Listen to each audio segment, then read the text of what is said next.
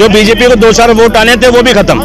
जिन लोगों को भी रमेश बिधूड़ी पसंद हो थोड़ा बहुत, वैसे तो है नहीं, मैं कह रहा हूँ कि अगर तुम्हारा बाप रमेश बिधूड़ी जैसा होगा पर दिल्ली की जो सीएम आती थी, तो सोचो एक सीएम के ऊपर एक टुच्चा सा नेता जो विधायक भी नहीं है, हेमा मालिनी उस टाइम पर क्या थी, फिल्म स्टार थी, ठीक। और आज जिसकी तुम बात कर रहे हो वो दिल्ली की, तो दिल्ली का जो चुनाव है वो दिल्ली में बेसिक मुद्दों पर होता है। दिल्ली उत्तर प्रदेश नहीं है कि यहाँ धार्मिक गणित चल जाएगा।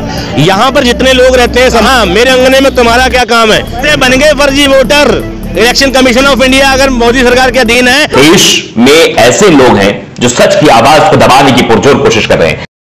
आदाब, नमस्कार, जय हिंद साथियों। सच की आवाज़ हिंदुस्तान में आपका स्वागत है। आज हम चांदनी चौक से लाइव हैं। लगातार दिल्ली चुनाव के अंदर सरगर्मी तेज है और आज जनता के बीच है और जनता से जानते हैं कि जिस तरह एक मुद्दा जो रमेश बिधूड़ी हैं, उन्होंने एक विवादित बयान दिया था, उसके बाद वो मुद्दा बड़ा चर्चित हो चुका है, उसके लिए जानते हैं। जनाब, क्या कहना चाहेंगे इस मुद्दे के ऊपर, जिस तरह रमेश बिधूड़ी ने कालका जी के अंदर एक सभा में बयान दिया है कि प्रियंका गांधी के गाल जैसी सड़क बना देंगे, और आतिशी जो है उन्होंने अपने बाप ही बदल लिए। इस बयानों से क्या दिल्ली चुनाव पे कोई फर्क पड़ेगा?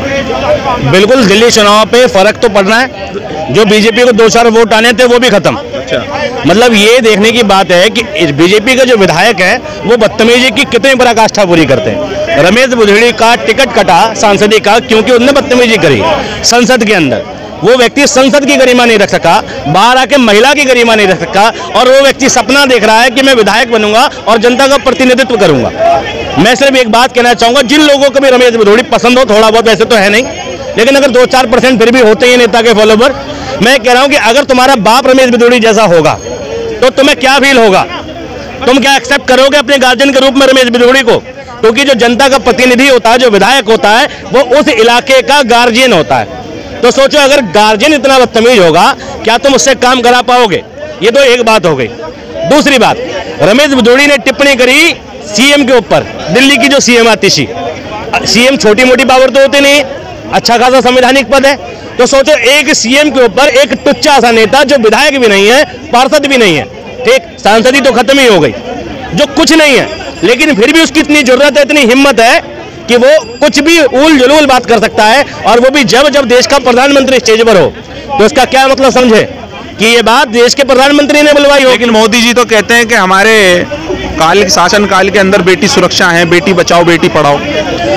भाई मोदी जी अपनी बातों का विखंडन कर रहे हैं। क्यों? क्योंकि उनका विधायक उनकी मौजूदगी में बदतमीजी की भाषा बोल रहा है, ठीक। जब देश के सीएम की, ठीक है, प्रदेश के सीएम की कोई हैसियत नहीं है उसकी नजर में, ठीक, तो सोचो आम महिला की क्या हैसियत होगी रमेश बिधूड़ी की नजर में? क्या उस इलाके की महिला है? भाजपा लगातार आरोप लगा रही है, और रमेश बिधूड़ी ने अपने बयान में कहा है कि जी मैंने तो उस बयान का उदाहरण दिया है जो लालू प्रसाद यादव ने कहा था कि हेमा मालिनी जैसे गालों जैसी सड़क बना देंगे।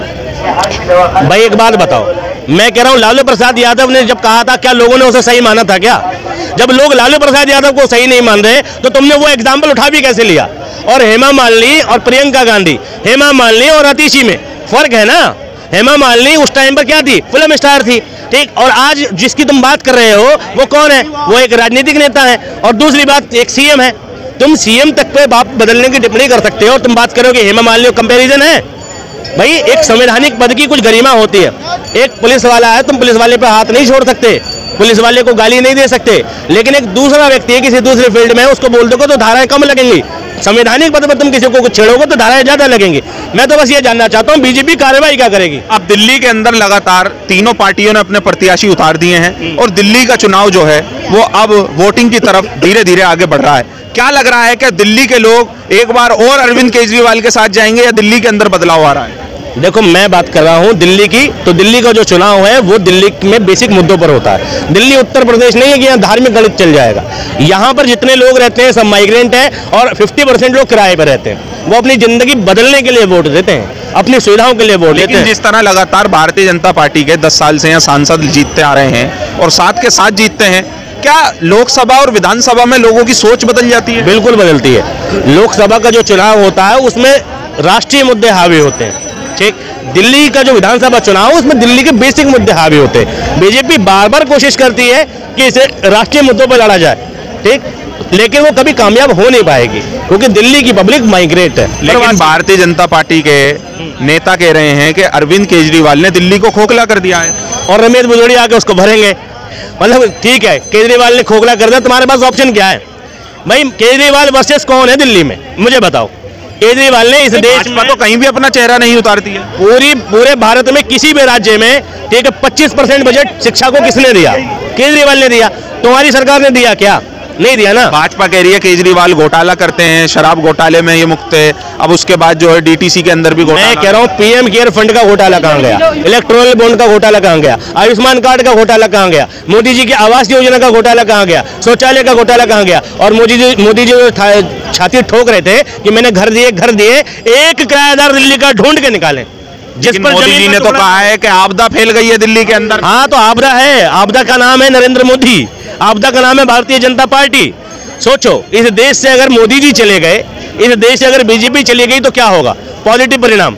ये देश मंदिर मस्जिद की बात करना भूल जाएगा, ये देश हिंदू मुसलमान की बात करना भूल जाएगा, ये देश रोजगार की बात करेगा, शिक्षा की बात करेगा, कारोबार की बात करेगा और महंगाई की बात करेगा। और जब इन बातों पर बात होगी तो जनता के हित की बात होगी। तो दिल्ली का चुनाव जो है वो विकास के ऊपर होगा या वही घूम फिर कर धर्म की राजनीति के ऊपर होगा? विकास पर होगा।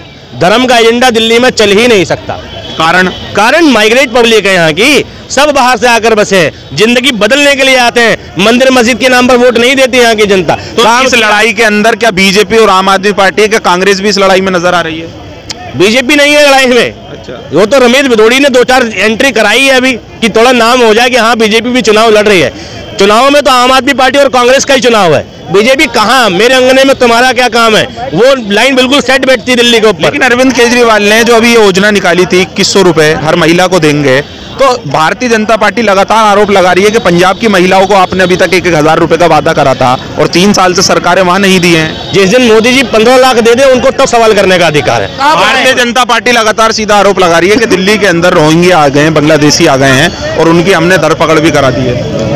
भाई, बांग्लादेशियों के आने का सिलसिला आज से तो चालू हुआ नहीं, ठीक, पहले से चला आ रहा है, ठीक। और बीएसएफ की जिम्मेदारी है कि वो घुसपैठ को रोके, सेंट्रल गवर्नमेंट की जिम्मेदारी है कि वो घुसपैठ को रोके। भाई, इलेक्शन कमीशन ऑफ इंडिया की जिम्मेदारी है कि उनके वोटर कार्ड ना बनने दें। आधार कार्ड की जो भी यूडीआई जो डिपार्टमेंट है उसकी जिम्मेदारी है कि वो उनके आधार कार्ड ना बनने दें। पुलिस विभाग की जिम्मेदारी है और ये सब की सब मोदी जी के अधीन आती हैं। फर्जी वोटर हैं दिल्ली। कैसे बन गए फर्जी voter? Election commission of India अगर मोदी सरकार के अधीन है तो ये फर्जी वोटर बने कैसे? किसकी कमी है? केजरीवाल तो वोटर आईडी कार्ड नहीं बनाता ना। इलेक्शन कमीशन ऑफ इंडिया तो भाई सेंट्रल गवर्नमेंट के अधीन है, अपने आप में स्वतंत्र है। लेकिन तो दिल्ली में किसकी सरकार आ रही है? दिल्ली में केजरीवाल की सरकार आ रही है और कांग्रेस की सीटें भी बढ़ रही हैं, लेकिन बीजेपी गिनती में नहीं है। जो 7 है ना, वो 7 भी गवा देगी बीजेपी। देखिए, कहीं ना कहीं यहाँ लोगों की अपनी राय है। लोगों ने कहा है कि कहीं ना कहीं केजरीवाल के पक्ष के अंदर जनता झुकी हुई है और हम लगातार दूसरे एरिया से आपको मिलेंगे। जय हिंद, जय भारत।